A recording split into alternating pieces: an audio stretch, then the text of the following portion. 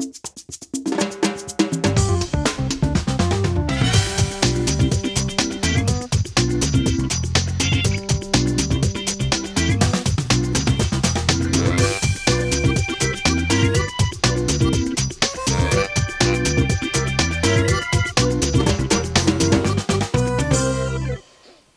dia, boa tarde, boa noite, você que está aí conectado a mais um Da Cartola.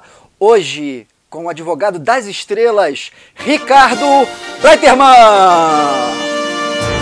Tudo bem? Muito bom. O pessoal na imprensa te chama de advogado das estrelas. Te incomoda isso? Me incomoda porque eu sou um defensor de direitos humanos, um defensor da causa gay, da Comissão de Direito Homossexual da OAB, direitos autorais, eu sempre em causas que Rui Barbosa dizia, causas da humanidade. E eu gosto de fazer esse trabalho assistencial. Né? Então, e das estrelas porque eu fiz teatro há muito tempo. Maravilha. Então vamos descobrir hoje por que tem um pessoal que insiste em chamar o Ricardo de advogado das estrelas, mesmo ele não gostando, já fica o recado, ele não gosta. Bem-vindo ao Labotica da Jane. Não, isso aqui é um lugar mágico, isso aqui é um cantinho de sonho, lembra a infância, lembra teatro infantil, lembra Maria Clara Machado. Vamos nessa.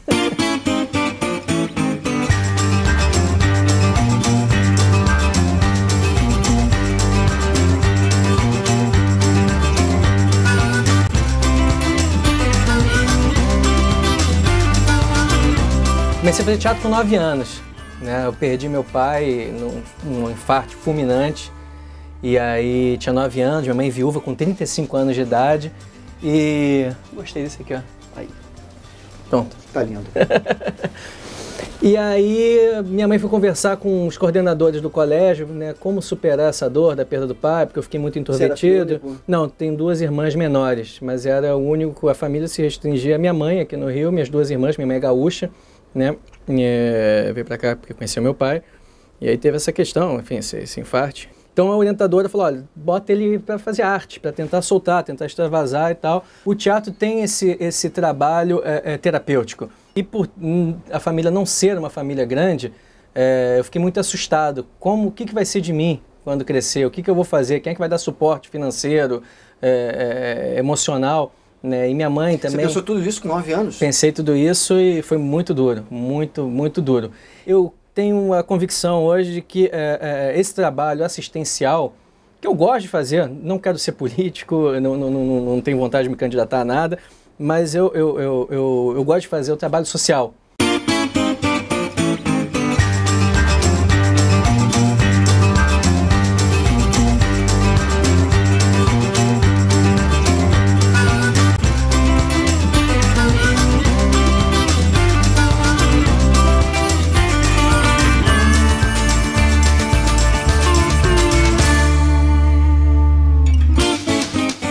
Ricardo,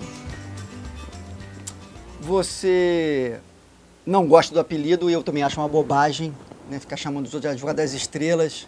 Às vezes fica parecendo que está querendo depreciar, tem um quesinho de depreciativo, né? Como se você não pudesse defender quem você quisesse. Mas você chegou a essa alcunha porque você acabou se envolvendo com o meio artístico, né?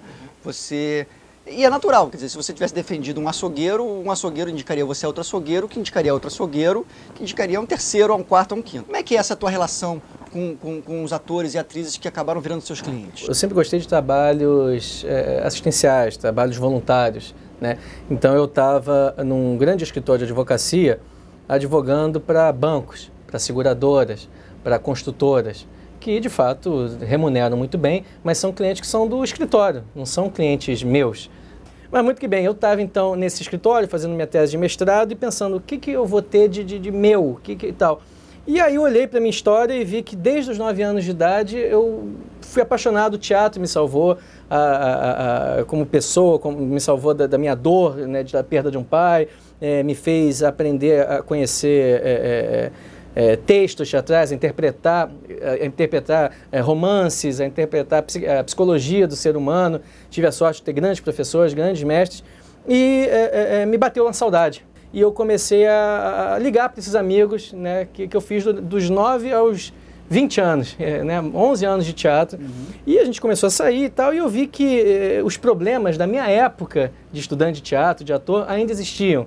né, como conseguir um patrocínio, como você fazer uma locação de um teatro, como fazer um espaço. Por exemplo, esse aqui é um espaço muito bonito, né? Como a gente pode transformar isso aqui num centro cultural, como conseguir um alvará, como chegar no corpo de bombeiros. Então, eu me coloquei à disposição de grupos de teatro para auxiliar. Até que o presidente da OAB me convidou, então, para ser presidente da Comissão de Direitos Autorais, Imateriais e Entretenimento da OAB. Então, quer dizer, foi uma construção. E eu acho que toda a história da gente vale a pena. Você não pode jogar fora parte da história que a gente teve. Mas é claro que, mais tarde, aqueles colegas, né, da infância que continuaram nas artes ganharam notoriedade, né, ganharam prestígio, ficaram famosos. E eu advogando para essa gente. Até não só em questões de direito autorais, mas questões imobiliárias, na compra e venda de um imóvel, orientando a legalização de um teatro que um virou proprietário, a parte trabalhista, quando alguém faz um investimento e tem que ter empregados e tal. Então, eu já era uma pessoa de confiança e já era uma pessoa do meio do círculo dele. A Carolina foi sua primeira cliente? Olha, que a primeira cliente notória foi... Sim, estamos falando de clientes famosos, clientes famosos. Eu já fazia um trabalho com o pessoal do teatro. Não, na verdade, o primeiro cliente, mas não chegou a ter uma causa, foi um contrato que eu fiz, foi o Tarcísio Meira. O que virou briga, efetivamente, a causa judicial... Foi a Carolina. Foi a Carolina. Então vamos só relembrar aqui rapidinho. A Carolina, naquela época, início da década de 2000, né, o programa Pânico na TV, ainda na Rede TV, tinha um quadro As Sandálias da Humildade. Era até divertido, mas os caras encheram o saco do Jô Soares, encheram o saco do Clodovil. Eu não estava afim de brincar, entendeu? Eles não estavam afim de brincar. E os caras ficavam lá. E pegaram no pé, quase que literalmente, da Carolina Dickmann, chegando até a um momento épico da televisão brasileira, em que eles contratam um andaime, erguem os apresentadores numa caçambinha até uma altura de não sei quantos andares na varanda da Carolina Dickmann. Aquilo talvez tenha sido o momento de ruptura, né? Como é que foi essa tua intermediação? Me conta um pouco esse caso aí, essa historinha. Algumas pessoas já estavam incomodadas com a abordagem agressiva que o programa estava fazendo, né? Eles se defendiam dizendo que era liberdade de expressão, liberdade de imprensa, mas todo direito ele não é absoluto, nenhum direito é absoluto, né? A liberdade de expressão não pode ser usada sem um limite. Eu não posso, por exemplo, num cinema lotado, gritar "Fogo!" e causar pega ladrão e apontar, usar a liberdade de expressão, né? Então ela tem um limite. E também a liberdade de expressão, a orientação que eu dei, inclusive, foi nesse sentido. Eu falei, olha, eles estão ainda dentro da brincadeira que eles estão movendo, embora uma brincadeira agressiva, uma brincadeira que achincalha, uma brincadeira que humilha, que apequena quem está do outro lado, eles ainda estão na fronteira entre o ânimos jocante, que é o ânimos de fazer piada, né, e o ânimos injuriante, o ânimos de injuriar. E eu falava, calma, espera que quando a gente juntar um material grande de abordagem, falava isso para Carolina. Ela queria processar logo. Ela queria. E eu falava, olha, também não tem como processar, porque a gente não tem nenhum precedente na história do Brasil, depois da Constituição de 88, que autorizasse a censura prévia. Não tinha. Ou seja, você, mesmo sabendo que hoje à noite alguém vai falar que eu sou traficante, eu sei disso agora, às 4 da tarde, eu não posso ir ao judiciário e falar, olha, não, eu não podia, né? Tira isso do ar. Não, você vai esperar ir ao ar e depois você vai ter que provar a sua inocência, né? Isso causa umas distorções bastante grandes.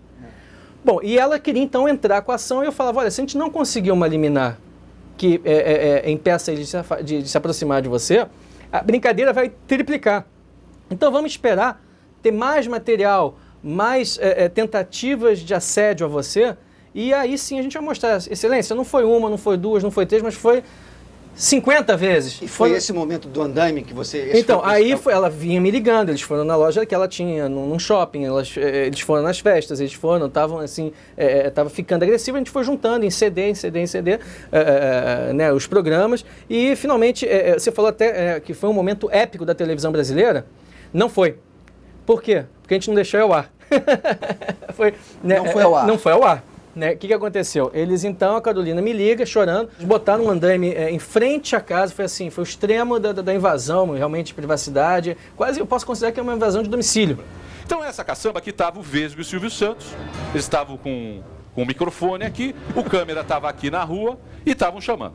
A nossa querida atriz, ela mora no 14º andar. Tá perto. E volto a falar. Esse quadro é invasivo? É, do mesmo jeito que o paparazzo também pega os caras, certo? Vocês ganharam a causa da Carolina e o Pânico ficou impedido de exibir. O Pânico ficou impedido de exibir, essa causa foi em todas as instâncias do judiciário, nunca mais se aproximaram dela e depois outras pessoas entraram, como a Preta Gil e tal, representando a Preta Gil, eles nunca mais se aproximaram, a Luana Piovani também nunca mais se aproximaram.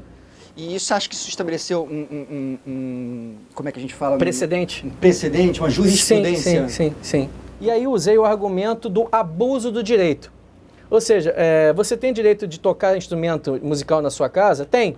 Mas se você começar a tocar ele muito alto, você está abusando do seu direito. Ainda que eles tivessem direito de entrevistar uma personalidade pública, né, tem direito sim, mas quando eles abusam, fazem isso de forma tão ostensiva, criando um constrangimento ilegal, como é o caso. O que é o constrangimento legal? É o assédio tão forte que faz com que você tenha que mudar o seu roteiro, o seu hábito, né, a sua direção. Então o argumento foi esse, para sair da acusação deles de que eu estava cerceando a liberdade de expressão. Então os atores e atrizes e artistas estavam à mercê desse assédio indesejado. Ah, sim.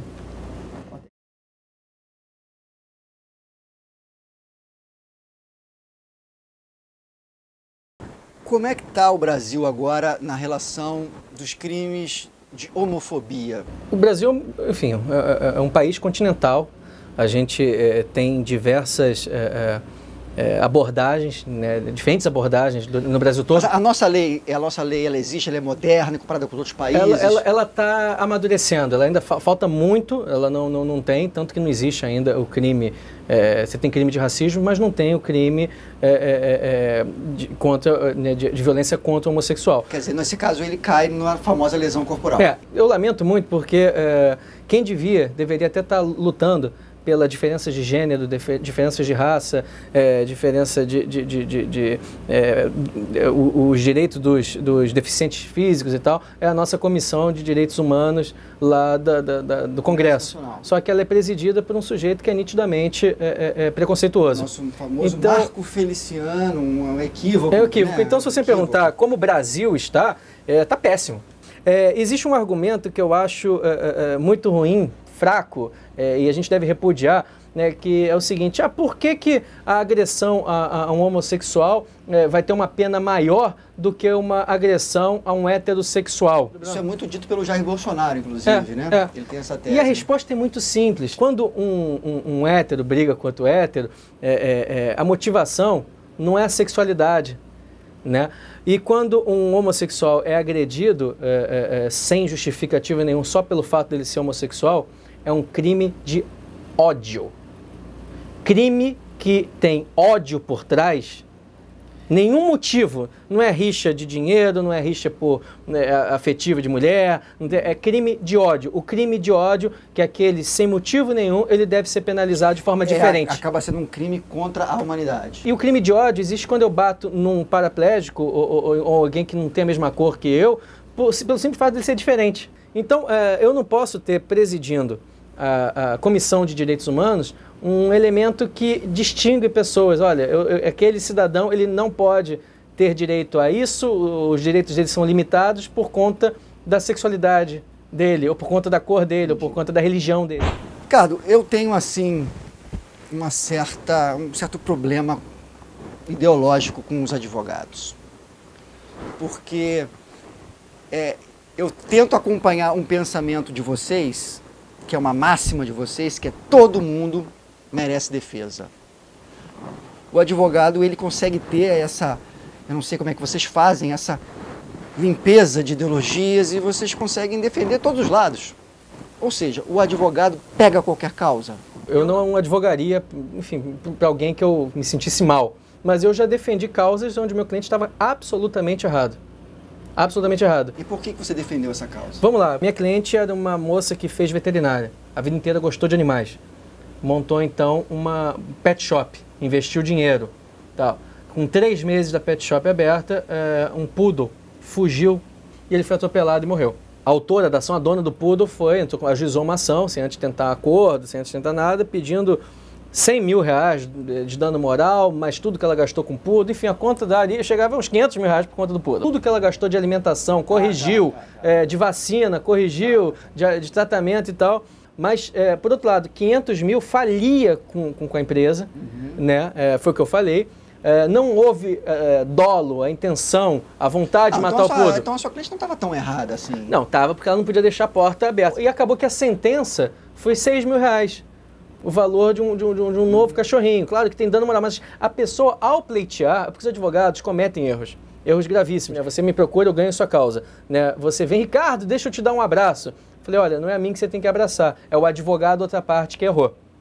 Entendeu? Porque a questão não é só você ter o bom direito, é como você coloca esse direito numa petição atendendo aos requisitos do processo civil. Se você esquece, se você bota o nome de uma pessoa errada, se você perde um prazo, se você não paga as custas que são devidas, você tem todas as regras do jogo, né? O processo civil é como se fosse um jogo, né? E você perde a causa. Então, muitas vezes, o Ministério Público ele erra numa acusação. Então, o sujeito cometeu o crime, mas perdeu o prazo e o réu foi solto. Às vezes parece que não está em jogo a lei e a justiça, ou seja, o que é a justiça? Se ambas as partes tivessem saído satisfeitas, teria sido feito justiça. Agora, voltando um pouquinho lá para o nosso assunto, que envolve as celebridades, os artistas, né? Que agora a Carolina Dickmann, aliás, merece o nome da lei, porque ela já, vamos dizer assim, sofreu bastante com essa questão da invasão da privacidade, né? Nesse caso, temos aí um outro cliente seu, que é o Murilo Rosa. Né? O Murilo Rosa também teve a mesma situação parecida, fotos pessoais. Nesse caso, será que até precisa dessa lei Carolina Dickmann, ou isso é pura crime de extorsão, crime de chantagem? A intimidade e a privacidade passou a ser, com a necessidade de conteúdos para as novas mídias, né? Mídia digital, celular, internet, tablets e tal, falta conteúdo. Mas a gente vê que o conteúdo que está sendo consumido pela população é o pior. Né? Hoje em dia, qual é o programa que mais tem ibope nas televisões? São os reality shows. São aqueles onde você vende o quê? O participante vende a sua intimidade, a sua privacidade, e o público fica ali vendo. E o que ele está vendo? Nada. A intimidade e a privacidade, ela é intangível, você não toca, mas ela agora virou um produto que está se vendendo. Né? Em vez de se vender um seriado que vai explicar um pouco da história, um pouco de sociologia, um pouco de educação física, alimentar, você está, né, no horário nobre assistindo Big Brother. E dentro desse caldeirão aí, a gente coloca um produto que aí é um produto nobre, que são as biografias. Né? A gente está vivendo um momento de amplo debate que, de repente, pegou fogo, né? De um lado, um grupo de artistas, e por outro lado, uma gritaria falando em censura, e isso e aquilo, envolvendo direitos autorais, envolvendo direitos de venda. O que está acontecendo? De um lado, a gente tem um movimento que é mundial, onde as biografias não autorizadas podem ser publicadas. Né? E isso em função de levar a história, os acontecimentos relevantes dentro de uma sociedade e formar um senso crítico do cidadão. As biografias, se a lei entrar, a lei que autoriza as biografias não autorizadas for promulgada, ela vai autorizar que qualquer pessoa faça uma biografia de uma pessoa que tenha relevância histórica, social, cultural, que seja uma pessoa pública. Então, o primeiro ponto tem que provar que ela seja pública, que ela teve uma relevância social, que a vida dela tenha um destaque que tenha mexido na sociedade. Caso contrário, não posso fazer uma biografia de uma pessoa. O que a gente tem hoje? A gente tem hoje o artigo 20 que fala que ninguém poderá usar, sem autorização, para fins comerciais, a imagem ou textos ou a criação de qualquer pessoa, seja ela pública ou anônima. O que vai ser colocado nesse artigo 20 é um parágrafo dizendo: se a pessoa for pública, o retratado for uma pessoa pública, poderá ser feita, sem autorização dela, uma biografia contando os fatos de interesse coletivo para a sociedade. Tá? Então, por exemplo, José Sarney é uma pessoa pública? O que Salem pede é que ele tenha só uma autobiografia, uma autobajulação. Vamos fazer um advogado do diabo aqui. Será que depois já não fica... morre o homem, fica a fama? Será que não tem um monte de gente por aí que acha a Carolina Dickmann uma depravada mesmo? Mas isso é uma mentira. A pessoa vai... Não, estou perguntando para você. Será que não tem por aí, mesmo com ela tendo ganho a causa? Estou fazendo agora, colocando no outro lado. Quer dizer, de repente o cara escreve uma coisa sobre o Caetano, que não é verdade, e fica para sempre essa história. O que acontece é o seguinte, primeiro, a biografia nada mais é do que uma compilação num único livro de tudo aquilo que foi dito da vida do sujeito na imprensa. Né? Então já tornou-se público. Eu não posso dar publicidade a algo que é vexatório, que não seja de interesse público. O sujeito tem herpes genital e o médico dele me disse: que interesse público tem isso? Nenhum. Um professor meu que é contra a minha opinião, aliás, ele é o meu mestre, né, contra a opinião, ele falou o seguinte: mas vem cá, se Mozart, ele tinha um inimigo declarado, Salieri, né? E se Salieri então escreve minha biografia... Aliás, você tá a cara do Mozart, agora eu vi Mozart aqui. Não, pô, quem desse tivesse a genialidade dele, né? Então Salieri escreve uma biografia detonando Mozart. Então Mozart vai ser obrigado a parar de compor para se defender. Só que Mozart vai morrer cedo. Mozart não tem tempo de parar, e nem a gente quer que ele pare de compor, né? Então, isso é uma questão, né? A gente vai ter que torcer para que outras pessoas escrevam a biografia. E o mercado, ele é sofisticado a ponto de deletar, jogar fora, né, de não prestigiar uma biografia que não é feita com apuração de detalhes, com indicação das fontes e tal, em detrimento de uma biografia que é bem feita. Então, então a sugestão é que o mercado meio que se autorregule. Se autorregula. Vamos ver no que dá.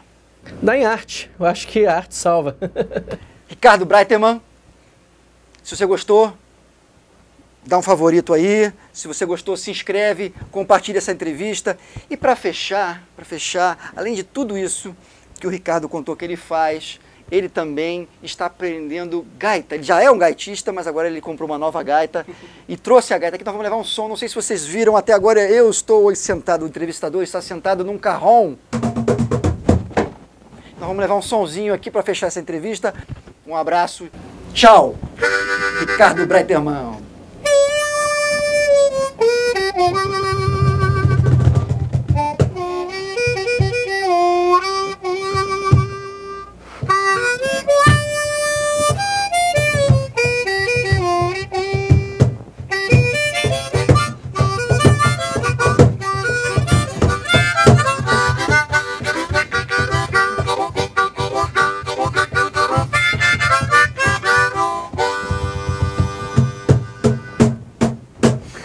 Valeu, camarada.